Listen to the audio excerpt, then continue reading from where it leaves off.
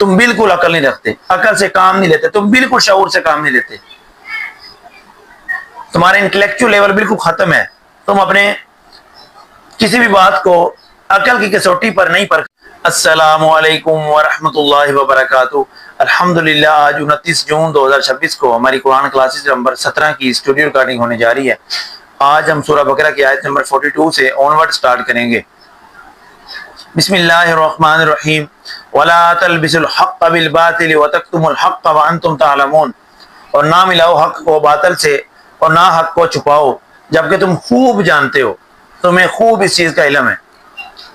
اس آیت مبارکہ میں اللہ تعالیٰ نے فرمایا کہ حق کو باطل کے ساتھ خلط ملط نہ کرو، حق کو باطل کے ساتھ نہ ملاؤ، اور نہ حق کو چھپانے کی کوشش کرو اور نہ حق کو دبانے کی کوشش کرو جبکہ تم خوب اس چیز کا علم رکھتے ہو۔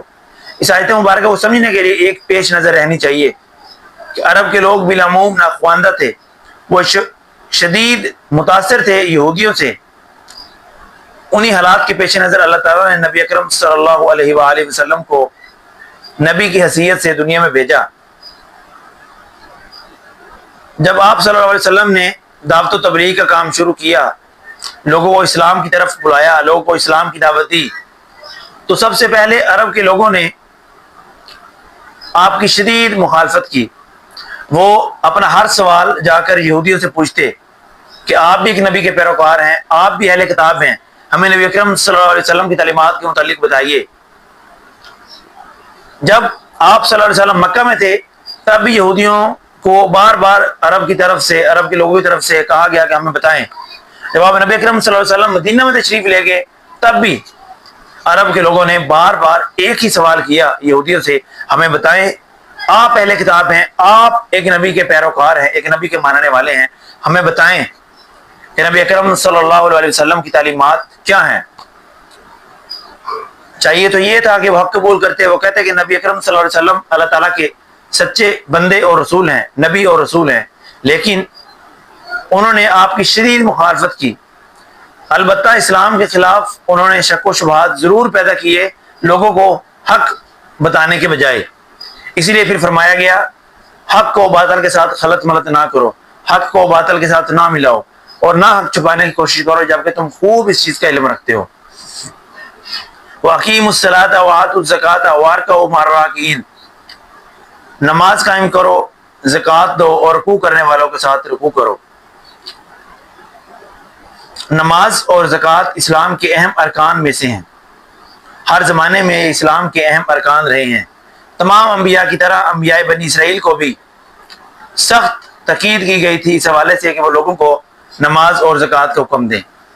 یہودیوں کی اکثریت کہ ہاں نماز کا نظام بالکل ختم ہو چکا تھا، ان کی اکثریت نماز قائم کرنے کے بجائے زکوٰۃ بھی نہیں دیتی تھی اور سود کھانا شروع ہو گئی تھی۔ اپنی کتاب کے اوپر عمل نہیں کرتے تھے، نہ وہ نماز قائم کرتے تھے، نہ زکوٰۃ دیتے تھے اور سود کھاتے تھے۔ صحیح بخاری کے اندر حدیث موجود ہے، نبی اکرم صلی اللہ علیہ وسلم نے ارشاد فرمایا، قسم ہے اس ذات کی کہ جس کی قبضہ قدرت میں میری جان ہے، میں نے ارادہ فرمایا کہ میں حکم دوں ایندھن اکٹھا کیا جائے اور پھر ایک شخص کو حکم دوں کہ وہ اذان دے، پھر ایک شخص کو حکم دوں کہ وہ جماعت کروائے، اور پھر ان تمام لوگوں کی طرف جاؤں جو نماز میں حاضر نہیں ہوئے، ان کے گھروں کو ان سمیت آگ لگا دوں۔ اس قدر نماز کی تلقین کی گئی ہے۔ أَتَأْمُرُونَ النَّاسَ بِالْبِرِّ وَتَنْسَوْنَ أَنفُسَكُمْ وَأَنْتُمْ تَتْلُونَ الْكِتَابَ، تم لوگوں کو نیکی کا حکم دیتے ہو، برائی سے روکتے ہو، اپنے آپ کو بھول جاتے ہو۔ تم لوگوں کو نیکی کا حکم دیتے ہو، اپنے آپ کو بھول جاتے ہو، حالانکہ تمہارے پاس کتاب ہے، تم کتاب کی تلاوت کرتے ہو۔ أَفَلَا تَعْقِلُونَ، تم بالکل عقل نہیں رکھتے، عقل سے کام نہیں لیتے، تم بالکل شعور سے کام نہیں لیتے، تمہارا انٹلیکچوئل لیول بالکل ختم ہے، تم اپنے کسی بھی بات کو عقل کی کسوٹی پر نہیں پرکھتے، لوگوں کو نیکی کا حکم دیتے ہو، اپنے آپ کو بھول جاتے ہو، حالانکہ تمہارے پاس کتاب ہے، تم کتاب کی تلاوت کرتے ہو لیکن پھر بھی عقل سے کام نہیں لیتے۔ صحیح بخاری کے اندر حدیث موجود ہے، نبی اکرم صلی اللہ علیہ وآلہ وسلم نے ارشاد فرمایا کہ روز قیامت ایک شخص کو بلایا جائے گا اور سیدھا جہنم میں ڈال دیا جائے گا، اس کی اندڑیاں آگ میں ڈھیر ہو جائیں گی، اور وہ اس کے گرد اس طرح گھومے گا جس طرح گدھا اپنی چکی کے گرد گھومتا ہے۔ پھر اس کے قریب والے لوگ اس سے آ کے پوچھیں گے، جہنم والے لوگ، آگ والے لوگ جو اس کے ساتھ ہوں گے، وہ پوچھیں گے بھائی آپ کا کیا معاملہ ہے؟ آپ تو دنیا میں ہمیں نیکی کا حکم دیتے تھے، برائی سے روکتے تھے۔